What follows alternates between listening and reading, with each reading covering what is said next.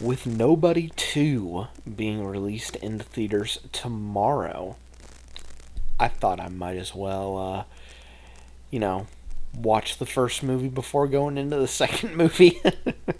I typically usually don't do that in, like, with sequels I, um, that I see, um, in, like, a franchise. Like, for instance, with Scream 5, I had seen Scream 1, and had only heard about what happens in the other Scream movies. Um, and so, and also, more famously, I went to go see It Chapter 2 without even seeing It Chapter 1. So, yeah, that's kind of been my MO, but not this time around. I actually found the time to watch Nobody. This came out in the pandemic, actually, in 2021. This movie stars Bob Odenkirk, Connie Nelson, Gage Monroe, Paisley Catarath. I hope I'm saying her name correctly. Alexei Serebriakov. Again, I hope I'm saying his name correctly. Michael Ironstein, Colin Salmon, Riza, and also Christopher Lloyd as well. And it tells the story of just a simple family man, Hutch Mansell. He's just, just your average Joe.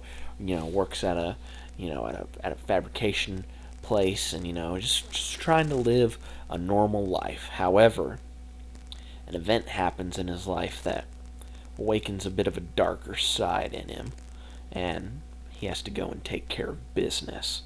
But while taking care of that business, he ends up putting his fingers in some other pies that he has to get out of in very gruesome fashion.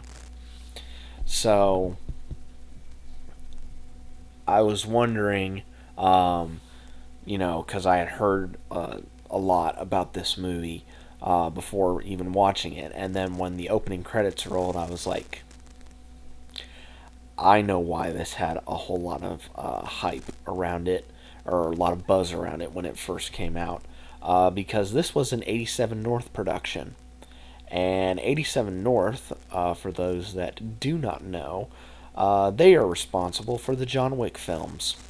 And in fact, the writer of this film, Derek Kolstad, he's worked on the John Wick franchise. I believe he wrote that first movie, and has been credited ever since. Granted, he's not written any of the sequels, but he has been credited for coming up with the characters. The director is Ila Neischuler. I hope I'm saying her name. Oh, it's actually a him. Pardon me. I hope I'm saying his name correctly. But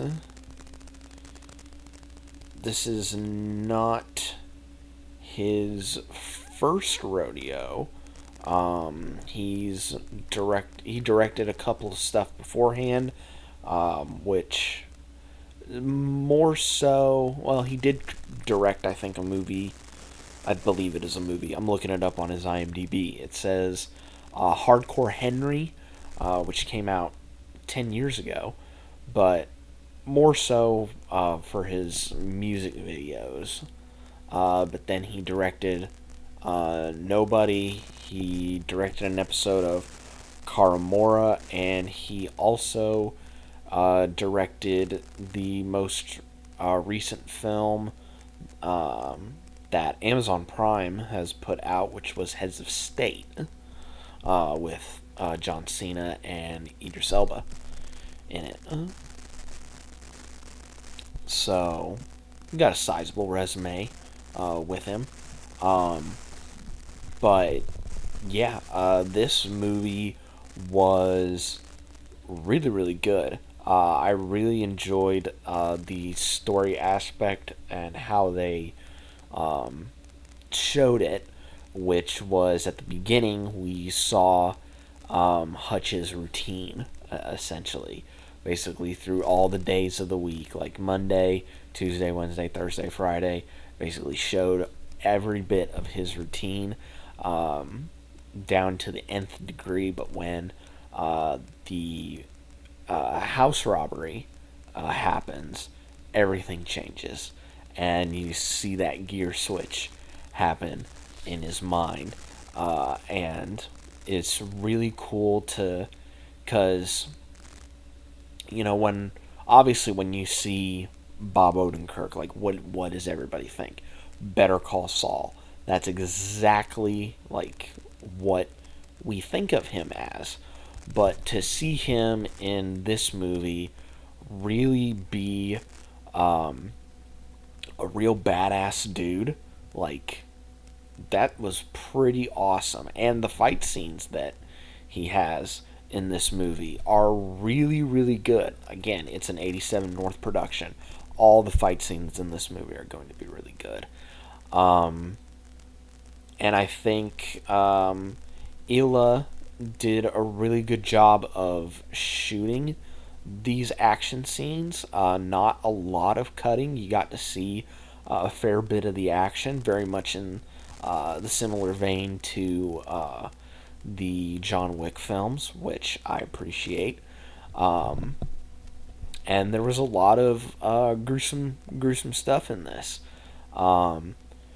And I just think Odenkirk did a really, really good job in portraying that. The rest of the cast did a really good job as well. Connienielsen as his wife, I think, did a really good job of, I would say, like, balancing the feeling of like he's got to do this, but at the same time it's like we have this life right now, but as it gets more and more into the movie, she's like, just try and make it back home to us. I know you got to do this, but just try and make it home back to us. And I also love at the end of the movie where they're home shopping, when Hutch gets that call. He's trying to ask the question if the house has a basement, and she immediately knows what's going on, and she finishes that question, which I think just shows, like, they are definitely, like, wouldn't necessarily, like, working together in this, but, like, she knows what he does. So it's like, you know, it's kind of more of like a I'll scratch your back if you scratch mine type of relationship that they have between the two of them. Alexei Serebriakov, again, I hope I'm saying his name correctly.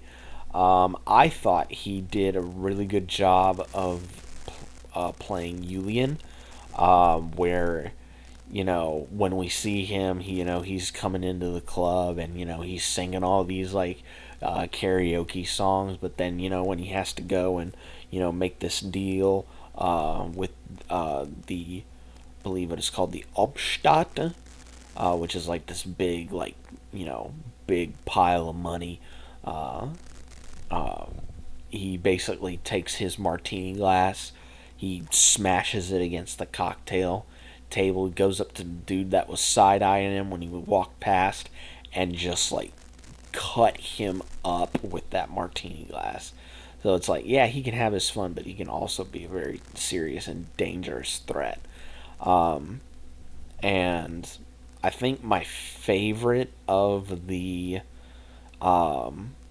action set pieces was probably the end, where it transitions from a really, really cool car chase to this big shootout that happens in the fabrication warehouse. That was really, really awesome. And also, I must say, Christopher Lloyd, he appears briefly in this movie, but it's weird seeing him in this type of environment because I'm so used to seeing him in, like, all my nerd properties, like, Back to the Future, Who Framed Roger Rabbit, all that stuff. I'm so used to seeing him in that environment, but to see him in an action environment, like I know he did Suburban Commando all those years ago with Hulk Hogan, but like, he wasn't really like involved in the action in that movie, whereas this, like, he is firmly entrenched in the action, and I thought that was really, really cool to see. Um, and just, yeah, that the whole end action sequence with Hutch, his dad, and his contact, um, who, let me see if they actually list his name, Harry. Um, they all get together and they just start, taking out everybody left, right, and center. And then Hutch uses that claymore. He tapes that claymore onto, like, the front of this, like, bulletproof glass, runs right towards Julian, pulls the pin, and just, like, absolutely shreds Julian's face with that claymore. It was absolutely amazing. And I love how it takes us right back to the way the movie started, which was him in the interrogation room, in cuffs with cans of tuna with a cat. I thought that was an absolutely amazing way to tie it back to the beginning of the film. But yeah, man, this is absolutely a fun time to watch. This is fun, fun, fun, fun, fun. And plus, it's a shade over 90 minutes. So, you're not going to waste a whole lot of time if you watch this. Plus, I think you're going to be encapsulated by it. But yeah, I had a fun time watching Nobody, and I'm very much excited for Nobody 2, which will be coming out tomorrow. Although I will be watching it Saturday because there are a fair bit of films that are showing um, at the theater that I'm going to that I would very much like to check out. So I'll be checking out Nobody 2 on Saturday. But yeah, that is pretty much it for my review of Nobody. Like I said, it was a really fun time. Lots of cool action sequences, really well done job cast wise, and yeah, very much looking forward to the sequel. But until then, guys, be safe out there, and remember, everyone should always have a panic room inside of their house because you never know when, the Russian mafia is going to come to, collect whatever they want to collect from you. So always be sure to have a panic room installed. Just saying. And I will see you guys next time.